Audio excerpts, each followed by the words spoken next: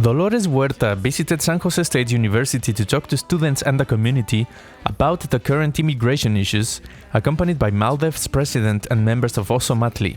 People's understanding of what America is. This is an American panel, and it's still America.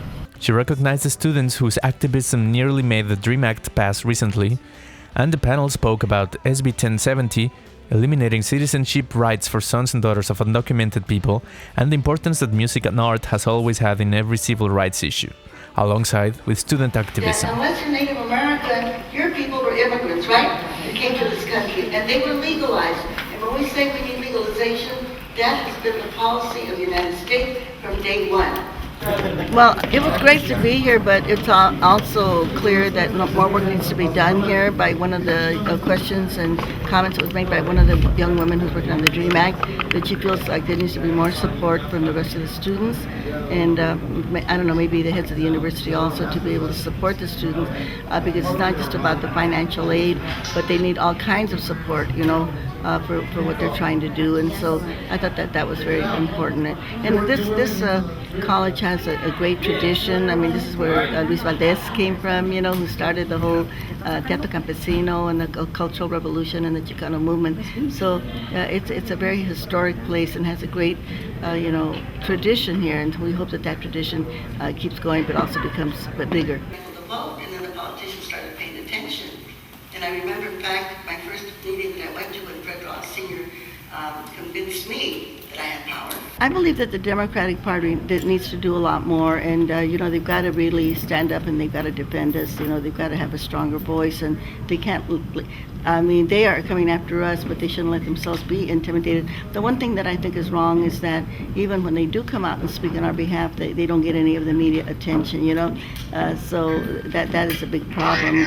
So they've got to be able to do it more in the community setting to let our community know that they're with us, and organizations and media outlets like yours is the ones where we need to get that message out there to our people to know that we do have friends. Senator John Kyle, who says, let's revisit the 14th Amendment. What is the 14th Amendment? This is an amendment that was passed in the Constitution that gave the descendants of African slaves citizenship and the right to vote. Okay?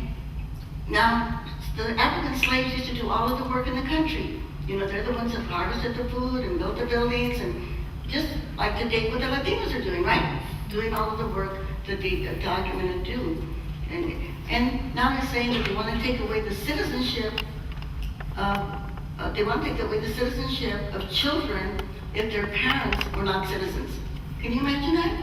That to me is the ultimate insult. That's saying to the Latino community, you need to be relegated to the same segment of slavery like the descendants of the African slaves were. That is basically what they're saying. Babies born in Arizona who have a parent who is undocumented from proving that they're U.S. citizens. So Arizona doesn't have the right to change the 14th Amendment. That takes a constitutional amendment. But what Pierce would do is make it very, very difficult to obtain a birth certificate for your child if you're undocumented. Tonight we were talking about, the injustice law SB 1070 that's in Arizona, and for us in Ozomatli to continue the boycott, and we're part of this bigger cause called the Sound Strike, where we're asking artists to not go play in Arizona, and that's involved also with the bigger just boycott of Arizona, because we need to stop this law now, and let people know that it's unjust, it's unconstitutional, and it's flat out racist law. So yeah, that's why we're here, but also just, to honor Dolores Huerta as well. And go down to their offices and pound on their desks and tell them, we don't want you to pass these laws, we want you to change them, get things back to normal.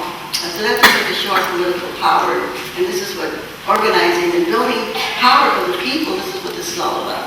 Well, it's a great honor to be with Dolores. Dolores Huerta is, one of the first Chicana, activists, and she's still here with us, and every day traveling and speaking and inspiring people to organize. And, not only that, we're really good friends with her as well, you know, on a personal level. And we love Dolores Huerta and always will support. We love San Jose. We've been coming here since the engine room was open.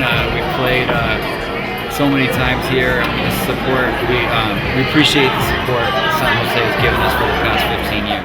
La la la la la la la. Say it 45. Say what's on your